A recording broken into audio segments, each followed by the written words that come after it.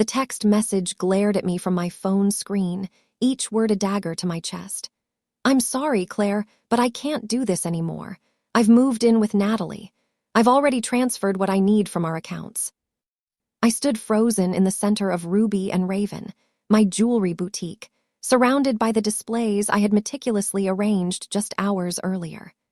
My carefully curated life was shattering around me while customers browsed my collection, oblivious to my world collapsing. The warning signs had been there for months. I just hadn't wanted to see them. Thomas's increasingly late nights at the office, the unfamiliar scent of jasmine that clung to his shirts, a perfume I'd never worn, the hotel receipts that appeared and disappeared from his wallet. I'd even found a bill from the Monarch Hotel when he'd claimed to be at a finance conference in Boston. But I'd pushed these thoughts away, burying myself in my growing business instead. 3 weeks ago, I'd been having dinner alone at Vincenzo's when I overheard Thomas's voice from behind a partition. "Everything's arranged. She won't know until it's done." His conspiratorial tone had sent ice through my veins, but even then, I'd convinced myself it was about a surprise party or a gift. God, how naive I'd been. A customer approached the counter, admiring a moonstone pendant I'd designed. I smiled, explained the symbolism of new beginnings embedded in the stone's iridescence, and completed the sale. My hands barely trembled as I wrapped the piece in our signature midnight blue tissue paper. Years of building Ruby and Raven had taught me to compartmentalize, to present a flawless facade regardless of what chaos churned beneath. The moment the door closed behind the last customer, I reached for my phone and scrolled to a contact I'd saved years ago but never called. Victor Reynolds, described by a friend as the city's most ruthless divorce attorney. As the phone rang, something shifted inside me. The shock was crystallizing into something harder, colder, and infinitely more dangerous. "Victor Reynolds's office," a crisp voice answered. "This is Claire Bennett. I need to schedule a consultation with Mr. Reynolds as soon as possible. My husband has emptied our accounts and moved in with another woman." My voice sounded strange to my own ears, calm, measured, almost clinical. "We have an opening tomorrow at 9 a.m. "I'll take it." As I hung up, I caught my reflection in one of the boutique's mirrors. There was a new stillness in my eyes, a sharp clarity I hadn't seen before. Thomas had always underestimated me, viewing my creative nature as a sign of softness, of malleability. He thought my business was just an expensive hobby, never understanding that building Ruby and Raven from nothing had required a spine of steel. "You have no idea what's coming," I whispered to my reflection, and for the first time since reading that text, I smiled. The back office of Ruby and Raven became my war room. I spread bank statements across my design table, highlighter in hand. The evidence was there in black and white, a $5,000 withdrawal the same day as his supposed Boston trip. Credit card statements showed purchases from Cartier and La Perla that had never made their way home to me. I found documentation for a lease agreement on a luxury apartment in Riverstone Heights, funded by our joint investment account. I was methodically building my case when the boutique's bell chimed. I glanced at the security monitor, prepared to tell whoever it was that we were closed. Instead, I saw Thomas's sister, Rachel. Rachel and I had always been close, closer than I'd been with Thomas in recent years if I was being honest with myself. She looked distraught, clutching a manila envelope to her chest. "I didn't know," she blurted as soon as I opened the door. "I swear to God, Claire, I didn't know until this morning when Mom started talking about how you'd driven Thomas away." I ushered her into the back office, where she handed me the envelope. "I found these in Mom's study when she was in the shower. She's been helping him hide assets for months." Inside were printed emails between Thomas, his mother Alina, and someone named Natalie Pierce, detailing transfers to accounts I'd never heard of. There were also photographs of Thomas and a willowy blonde entering the Monarch Hotel, times stamped during his Boston trip. Alina knows. The betrayal cut deeper than I'd expected. I'd spent holidays with this woman for 8 years. I'd nursed her through pneumonia last winter. She came to my place this morning, full of self-righteousness. "Thomas told me everything." Rachel mimicked her mother's imperious tone. "Claire was suffocating him with her neediness. She was draining their accounts for that little shop of hers. A cold laugh escaped me. Ruby and Raven has been profitable for 3 years. I put more into our joint accounts last quarter than he did. I know, that's why I'm here. Rachel squared her shoulders. What do you need me to do? Her unquestioning loyalty brought the first real tears to my eyes since this began. I blinked them away quickly. There would be time for tears later. Now was the time for action. First, I said, opening my laptop, we're going to report fraudulent activity on all of our joint credit cards. As we worked through the process of canceling Thomas's access to our shared financial resources, an email notification appeared on my screen from an address I didn't recognize. Whistleblower at ProtonMail.com. The subject line read simply, "He's hiding more." The message inside was brief. "The money trail doesn't end with Natalie. Check the Cayman accounts. Password hint," where he proposed. My heart pounded as I opened an incognito browser and typed in the banking URL included in the email. The password, Sorrento 2015, granted me access to accounts holding nearly 3 times what Thomas had taken from our joint funds. "Who sent this?"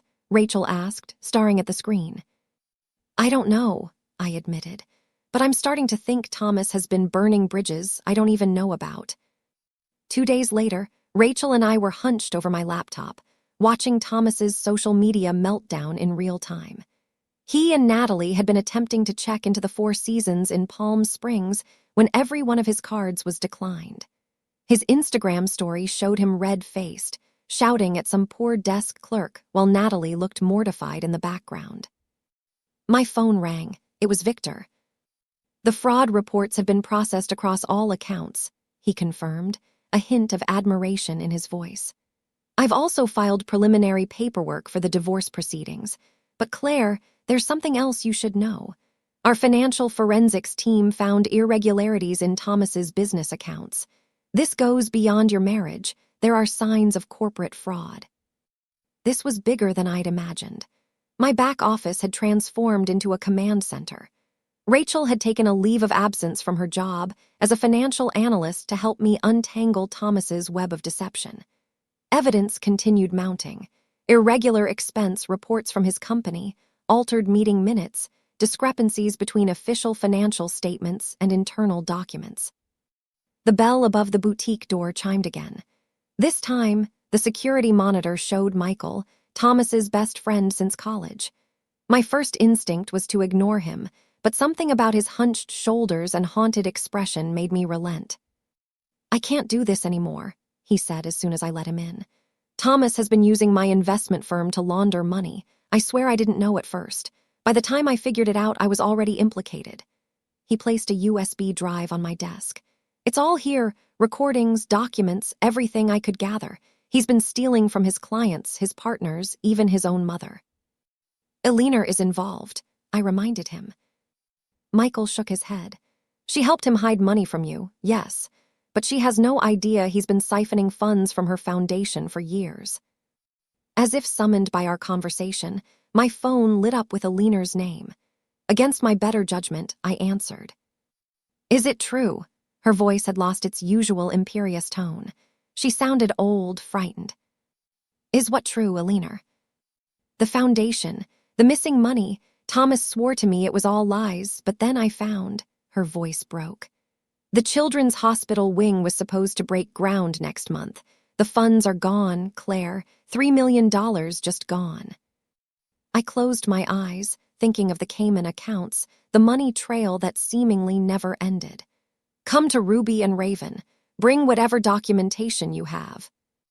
By evening, my back office had become an unlikely gathering place. Rachel analyzing financial records, Michael providing internal documents from the investment firm, and Eleanor, her face ashen, sharing foundation records that clearly showed Thomas's embezzlement. "I'm making a public statement tomorrow," Eleanor announced suddenly. "At the community center fundraiser, I'm denouncing what Thomas has done to all of us." The next piece of the puzzle arrived in the form of an audio file sent to my phone from another anonymous number. It was Thomas, clearly drunk, boasting to someone about how he'd played everyone perfectly.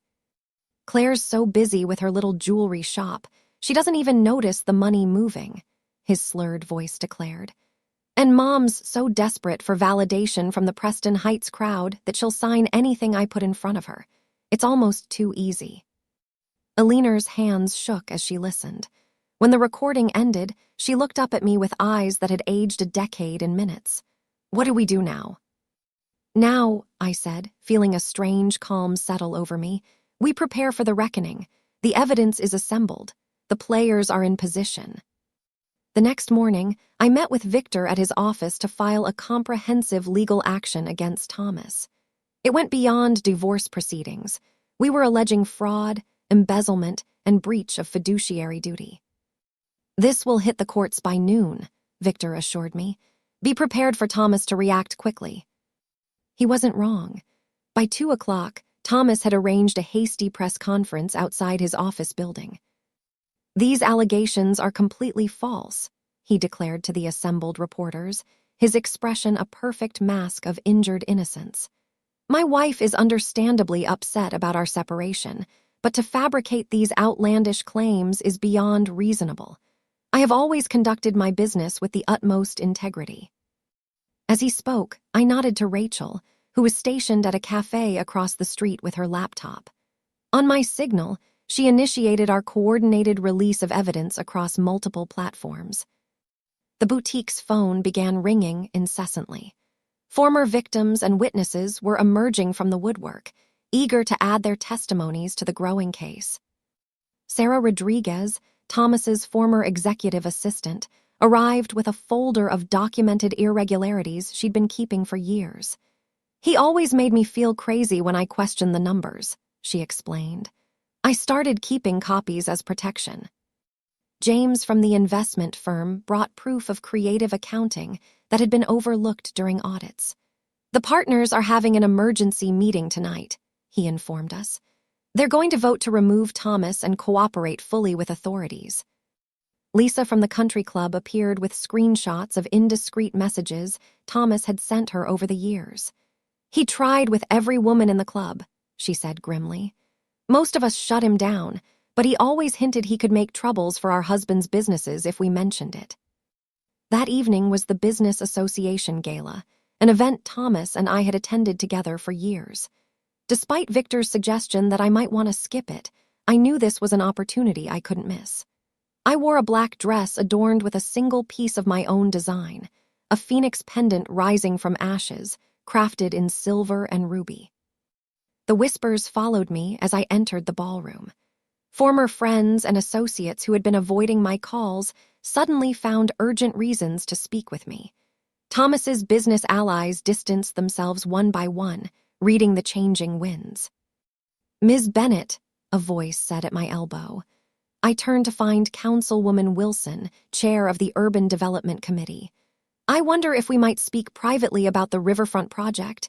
In light of recent revelations, we're reconsidering the development contract. I smiled, feeling the weight of the USB drive in my clutch. I'd be happy to discuss it, Councilwoman. I believe I have some information that would interest the committee greatly. Across the room, Thomas was attempting to salvage his reputation, giving an impassioned speech to a dwindling circle of associates. I nodded to Rachel, who pressed a button on her phone. Suddenly, Thomas's drunken confession played through the ballroom's speaker system, his slurred boasts about manipulation echoing off the crystal chandeliers. The room fell silent.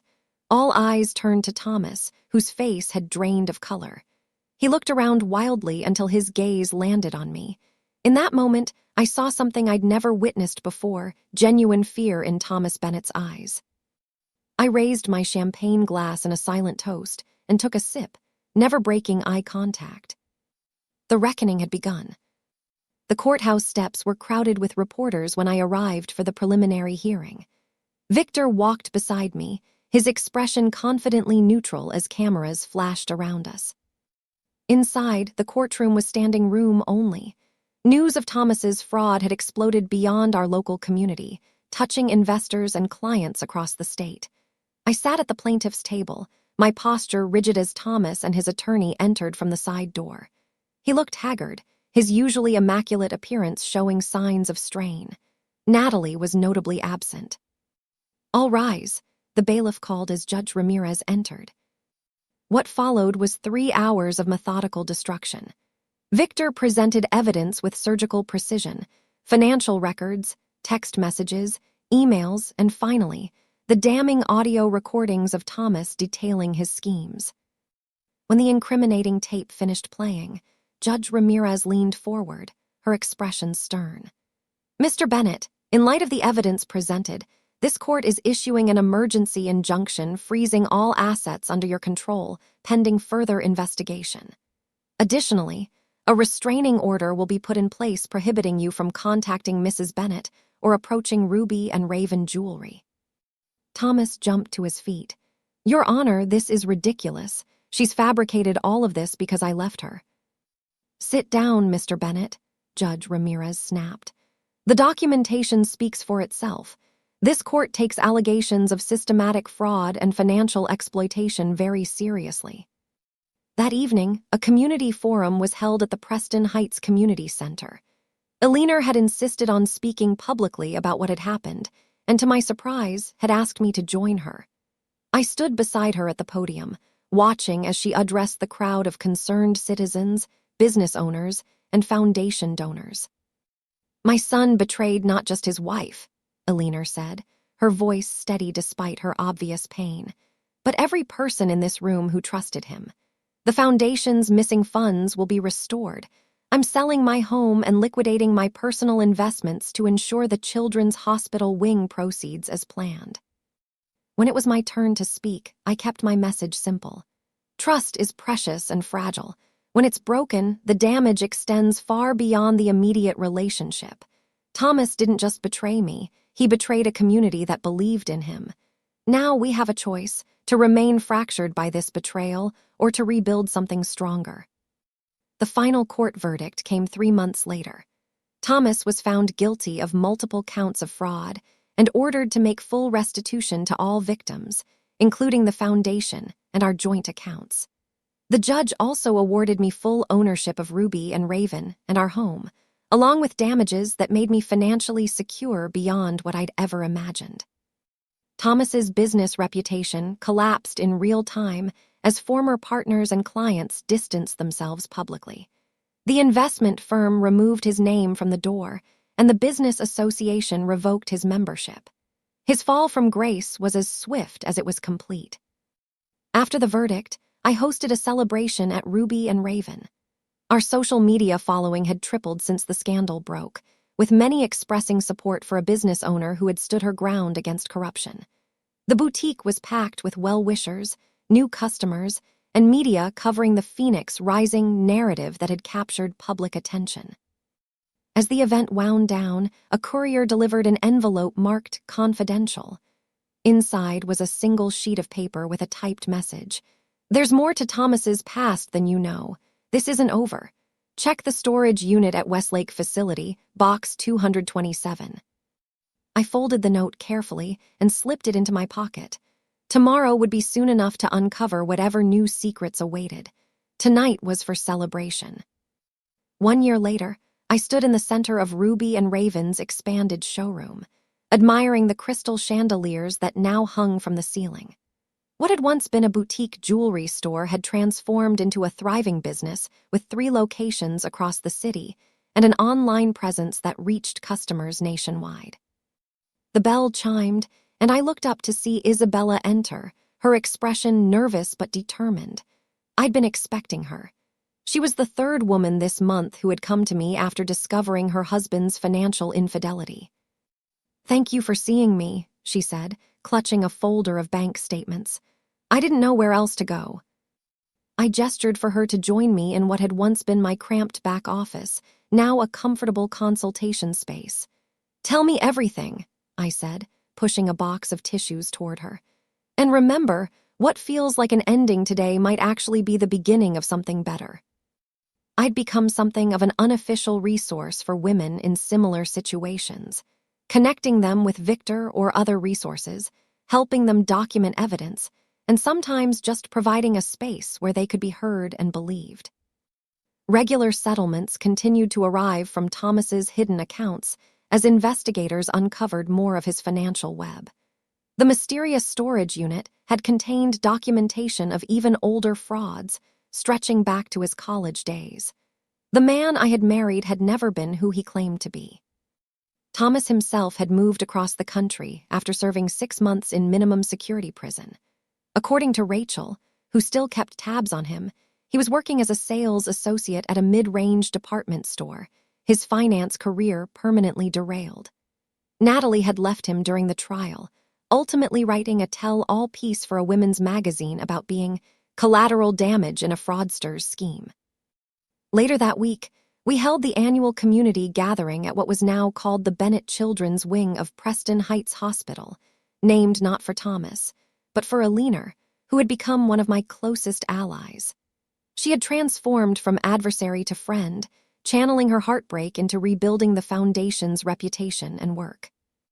Rachel had officially joined Ruby and Raven as a partner, heading our coastal expansion project. Her financial expertise had proven invaluable as we grew, and working together had healed something in both of us that Thomas's betrayal had damaged. As I gave my speech at the gathering, looking out at the faces of people who had supported me through the darkest period of my life, I felt a profound sense of gratitude. "A year ago, I thought my life was ending," I told them. What I didn't understand then was that freedom isn't just about escaping what holds you back. It's about creating something new from the ashes of what was destroyed. It's about recognizing that sometimes what seems like betrayal is actually redirection. After the event, I walked alone through the garden behind the hospital. The Phoenix pendant I'd worn to the Business Association Gala a year ago now hung permanently in a display case in Ruby and Raven's flagship store, a reminder of transformation. In its place around my neck was a new design, a silver raven taking flight, with a small ruby catching the light. The betrayal had broken me, yes, but in the breaking, it had revealed strengths I never knew I possessed and connections I might never have formed. Thomas had intended to destroy me, but instead, he had inadvertently set me free. I touched the raven pendant gently. Some might call what happened revenge, but I preferred to think of it as justice, not just for me, but for everyone Thomas had deceived. The most powerful response to betrayal wasn't hatred or even anger, but the steady, unstoppable force of truth coming to light. And in that light, I had found not just recovery, but revival.